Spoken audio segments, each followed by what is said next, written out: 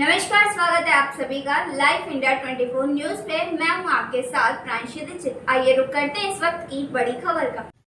संगीत सुनना और गुनगुनाने से बढ़ती जिंदगी में हैप्पीनेस। श्वास प्रक्रिया सहित मानव के इंद्रिय तंत्र पर भी संगीत का अनुकूल प्रभाव वाहिया। संगीत का मानव जीवन में सदैव महत्व और सकारात्मक योगदान रहा है। लोक संगीत और पुरातन वाद्य यंत्र इसके साक्ष्य हैं। संगीत के इसी पक्ष को स्वयं समझकर अन्यों को भी समझाने को प्रयासरत हैं श्री हरविजय सिंह वाहिया।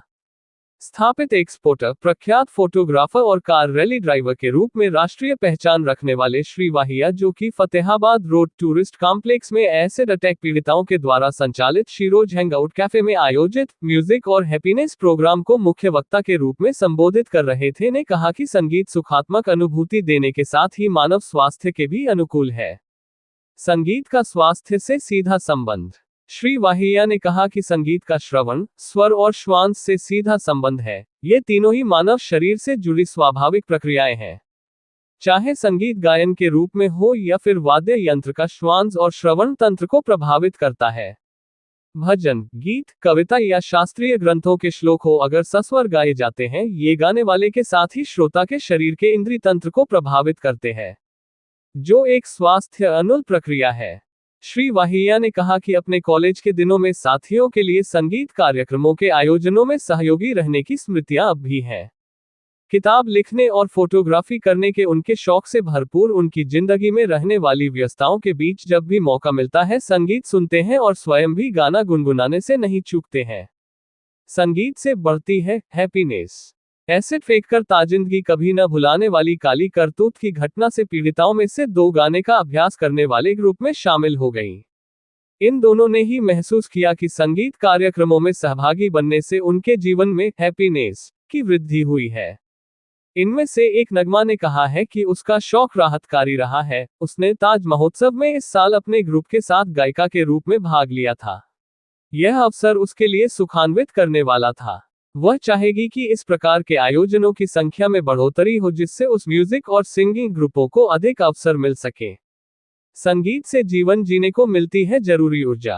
अमृत विद्या एजुकेशन फॉर इमोर्टलिटी के सेक्रेटरी अनिल शर्मा ने कहा कि संगीत न केवल अनेक दुखों से उभारता है, अपितु आत्मिक तौर पर सुखद अनुभूति भी देता है, जो अपने आप में जीवन जीने की ऊर्जा है।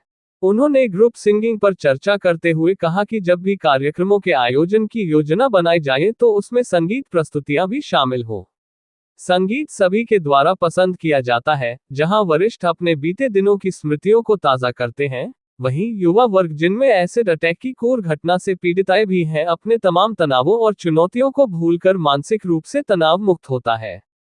श्री आशीष शुक्ला ने कहा कि समूह के रूप में जब कोई गतिविधि करते हैं तो परस्पर समझ के अवसर बनते हैं।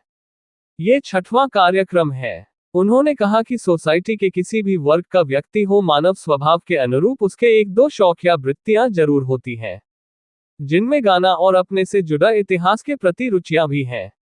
योजक चिन्ह कार्यक्रम के दौरान कई संगीत प्रस्तुतियां भी हुई और आयोजकों के द्वारा कहा गया कि संगीत के माध्यम से जनजीवन में हैप्पीनेस बढ़ाने वाले आयोजनों के इस क्रम को आगे भी जारी रखने का प्रयास होगा।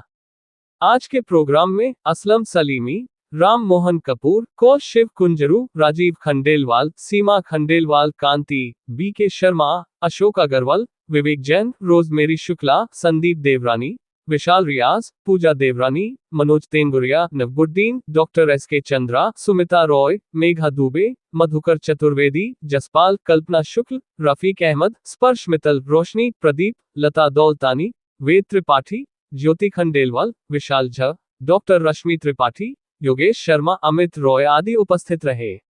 अनिल शर्मा।